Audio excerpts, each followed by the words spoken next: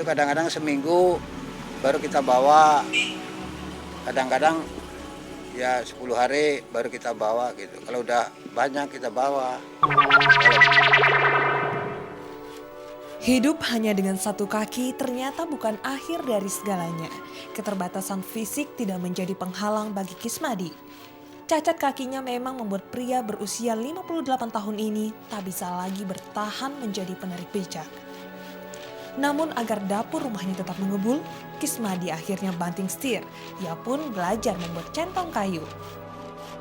Untunglah pekerjaan yang baru dijalaninya selama 5 tahun ini tak terlalu banyak mengandalkan kemampuan kaki. Keahlian tangannya lah yang lebih penting. Namun tak jarang kakinya yang hanya tinggal satu menghambat pekerjaannya. Saat mengambil kayu seperti ini misalnya, ia harus mengandalkan tongkat penyangga untuk menahan tubuhnya tetap tegak berdiri. Atau saat mesti berpindah tempat seperti ini, ketika orang lain melakukannya hanya dalam waktu beberapa detik saja, namun tidak bagi Kismadi. Ia perlu waktu lebih dan tentu saja butuh kesabaran dan tenaga yang lebih besar untuk bisa memindahkan tubuhnya. Namun semua itu tak membuatnya patah arang. Ia terus bekerja membuat centong kayu demi lembaran rupiah yang bisa ia pakai untuk menghidupi istri dan kelima anaknya.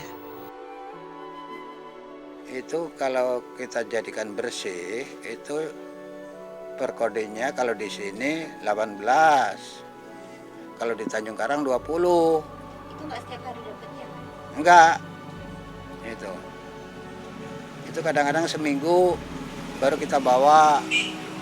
Kadang-kadang ya 10 hari baru kita bawa gitu. Kalau udah banyak kita bawa. Kalau belum ya ngapain kalau kita bawa-bawa itu.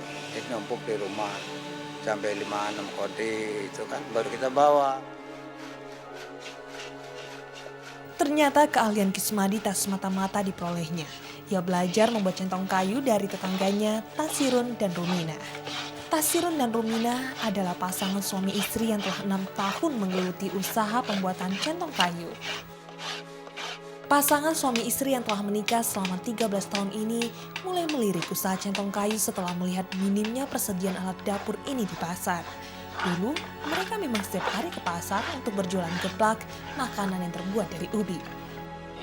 Awalnya, Tasirun iseng membuat 1-2 buah centong kayu.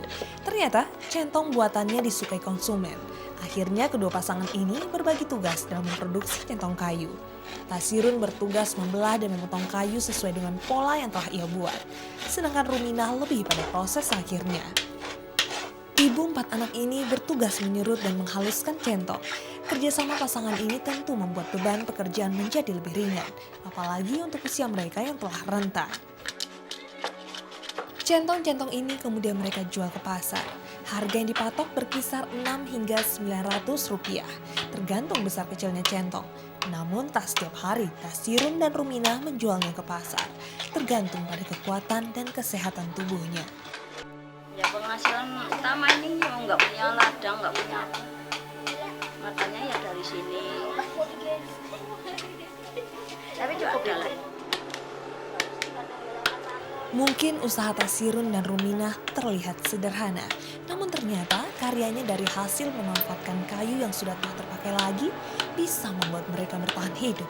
Tak hanya itu, mereka pun telah memberi inspirasi bagi para tetangga, termasuk Kismadi.